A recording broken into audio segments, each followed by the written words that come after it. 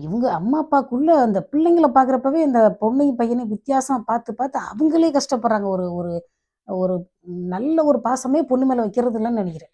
அதாவது பொண்ணு வந்து இப்படி செலக்ட் பண்ணணும் அப்படின்னு சொல்றது கிடையாது. இந்த மாரி பாரும்மா, இந்த மாரி குணம் அதாவது இந்த மாரி குணம் இருக்கணும். இந்த மாரி ஒரு நல்ல சம்பளம் வாங்கணும் அப்படின்னா சொல்லணும். இல்ல நீங்க எந்த ஒரு கைடன்ஸும் சொல்லி தர்றதில்ல. அந்த பொண்ணா ஒரு பையன செலக்ட் பண்ணாலும் விடமாட்டேன், விடமாட்டேன்னு எங்கிட்டாவது புடிச்சு தள்ளிர்றது. அதுதான் ஒவ்வொரு தலைமுறையும் வந்து இந்த பிள்ளைங்கள வளர்க்கறதுக்காகவே வாழ்றதோட ரிசல்ட் இதான். அந்த அம்மா, அப்பாவும் பிள்ளைங்களுக்காக தான் இருந்திருப்பாங்க. அவங்க 2 பேருக்குள்ள ஒரு அன்பு இருந்துச்சுன்னா, சரி நம்ம தான் கஷ்டப்படுறோம், நம்ம பிள்ளையாவது நல்லா இருக்கட்டும்னு நெனைப்பாங்க. அந்த பையன் எஸ்சின்னு இப்ப சொல்றாங்க. இது இந்த செய்தியில சொல்றாங்க. உங்களுக்கு எஸ்சினோனே ஆன்னு இருக்கும். நான் என்ன சொல்றேன், எல்லா ஜாதியும் பிடிச்சவங்க பிடிச்சவங்களோட கல்யாணம் பண்ணிக்கலான்றேன்.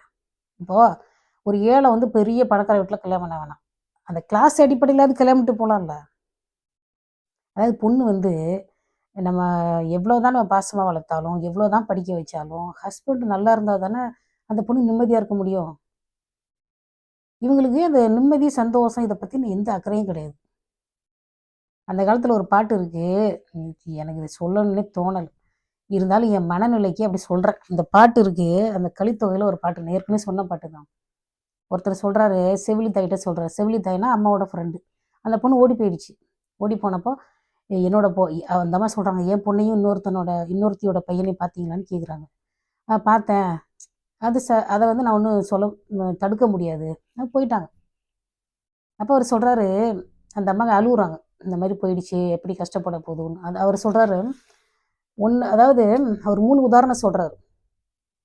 ஒண்ணு வந்து அதுக்கு புடிச்ச பையன கல்யாணம் பண்ணுதுன்னா, அதுக்கு வந்து நீ நல்ல நல்ல பையனா செலக்ட் பண்ணு. நல்ல குணமா இருக்கணும், நல்ல அறிவு இருக்கணும், நல்ல ஒரு மெச்சூரிட்டி இருக்கிறவன செலக்ட் பண்ணுன்னு சொல்லணுமே தவிர, நாங்க சொல்றோம், நாங்க செலக்ட் பண்ணி தர்றோம். நீ இது பண்ணு. நீ வந்து கல்யாணம் பண்ணிக்கோன்னு சொல்றது வந்து, அதாவது அந்த காலத்துல இருந்திருக்குது. அத நாளைக்கு பார்ப்போம். அதாவது இருந்திருக்குது. ஆனா ஏற்கனவே செலக்ட் பண்ணிட்டானே. அந்த பொண்ணு, பையன செலக்ட் பண்ணிட்டாங்களே. அதுக்கப்புறம் நீங்க என்னத்த போய் மறுபடியும் பண்றீங்க? அவரு சொல்றாரு அந்த வயசுல பெரியவரு. இந்த சந்தன மரம் இருக்குல்ல, அது மலையில தான் வளருது. ஆனா அந்த மலைக்கு அந்த சந்தன மரத்தால எந்த பிரயோஜனமும் கிடையாது. அது யார் அந்த சந்தன கட்டைய வாங்கி நெத்தியில பூசிக்கிறாங்களோ, அவங்களுக்கு தான் பிரயோஜனப்படும்.